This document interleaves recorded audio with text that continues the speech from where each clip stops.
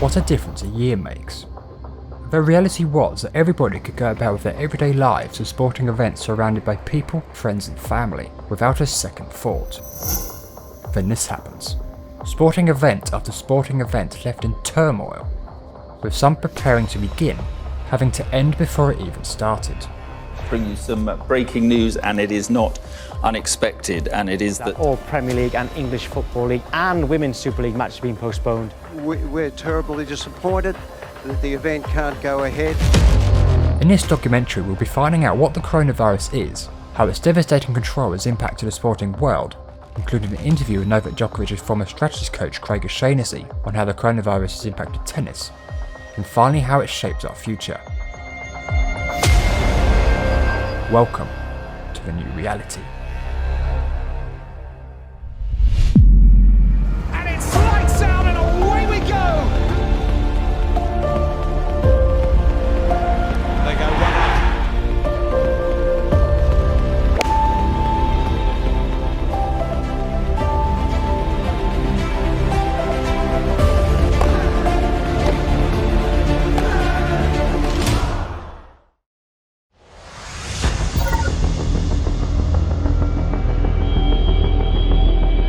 The coronavirus, originated from the city of Wuhan in China, is a virus predominantly transmitted through inhalation. Once infected, most people encounter mild symptoms including sore throat, headache, fever, dry cough, shortness of breath, and fatigue. Once inside the human body, the coronavirus makes its way to the lungs. From here, the coronavirus starts to cause harm in a number of ways, one of which has been pulled in by the cell's receptor.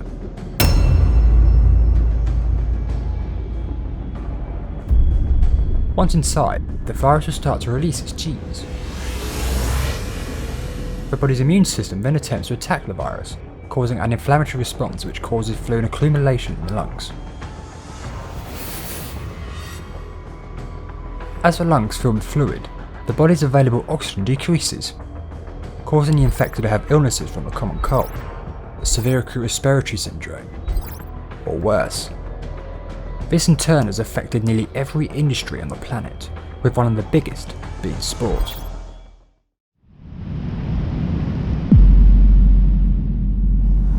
It's lights out and away we go. Bottas gets away well. He's alongside Lewis Hamilton.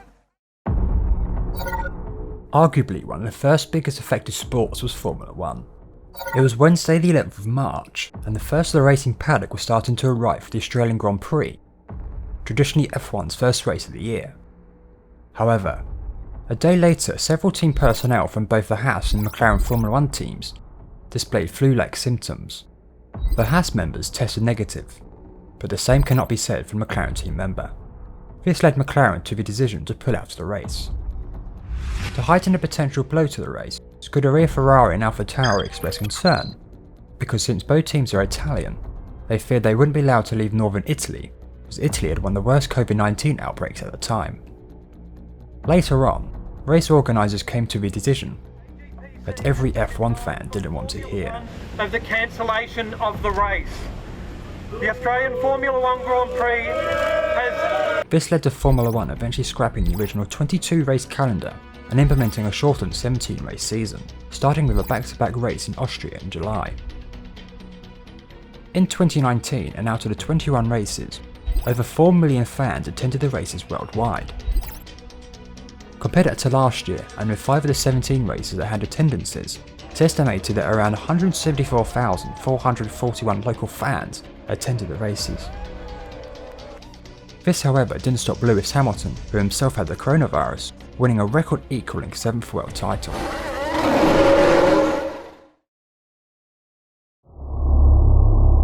Unquestionably, the most popular sport in the world, and with a global following of around 4 billion, it can be argued that football was the sport that was affected the most by the coronavirus. In the Premier League, where teams could travel and play up to 3 times a week, doubts were starting to creep in, after confirmation that high-profile matches were postponed, as well as other key sporting events.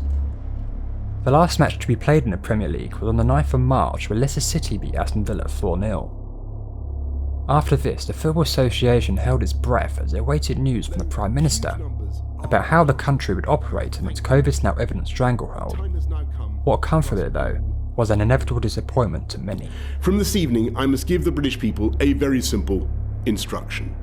You must stay at home.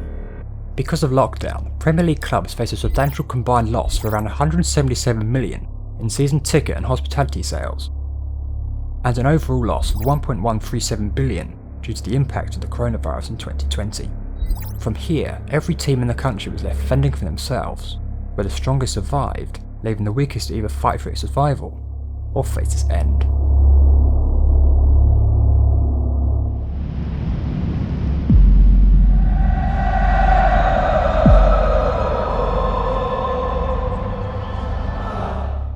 When football in the UK returned 3 months later, only the Premier League still continued its season. Just like Formula 1, fans were not allowed in attendance, something of which had less of an effect on a team like Liverpool compared to others, as they stormed to their first ever league title in 30 years. A spectacular season.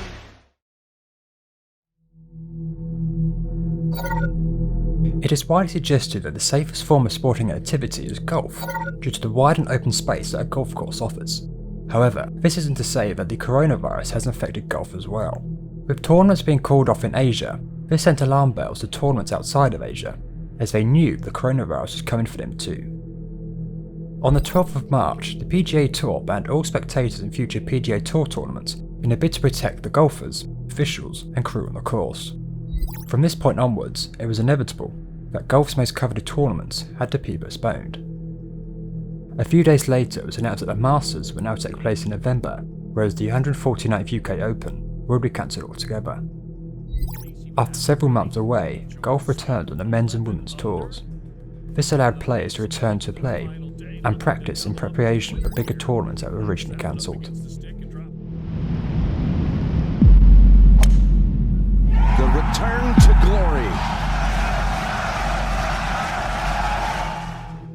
For the men, preparation was more than vital for the Masters. Instead of playing in April in warmer conditions, multiple reports indicated that this COVID-affected edition was wet and windy. This can have a major effect on playing conditions, especially when a golfer tees off. This, however, didn't affect Dustin Johnson, who won his first green jacket in a tournament record 20 under par. The Masters, as ever, led golf with how a tournament should be organised, this time in a global pandemic, especially one which allowed the Tiger to play with his cup.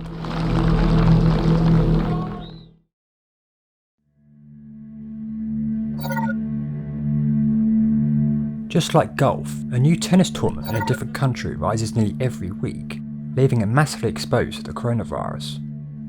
To get an inside perspective on how the coronavirus affected tennis, I spoke to former strategist coach for Novak Djokovic, Craig O'Shaughnessy. I was ready to go to Indian Wells. Jan Leonard Struff, his regular coach, had stayed back in Germany for that tournament, so I was going to take over as his coach. I was all ready to go, and then it was basically the night before qualifying and Indian Wells cancelled.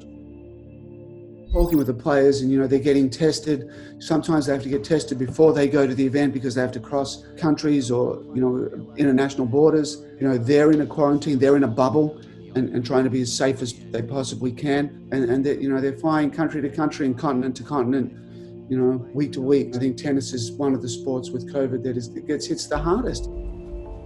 Their home is in a bigger city. They're in a smaller apartment. They can't go anywhere. Mentally, it's very tough. Maybe other players are, in a home and they have access to going outside and they have access to hiking and doing all these things and having a bigger family group around them that enables them to survive better. We see players reacting differently, and Dominic Thiem certainly did extremely well coming out of it at the US Open.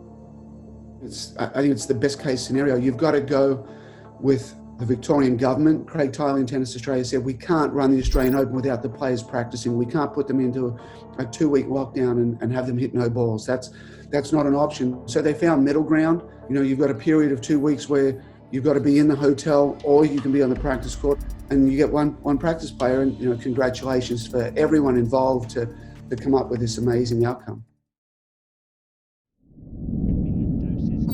With 2020 now in the past, and in the present time vaccines are starting to be rolled out worldwide, we can all hope for a brighter future. In the fight against the coronavirus, the sporting world has held strong, even without spectators watching and cheering their heroes on. The coronavirus has left us all with lessons to be learned. The main thing it has taught us is that there's no easy fix, but if we're all in this together, then occasions like this will someday become a new reality. Turn to glory.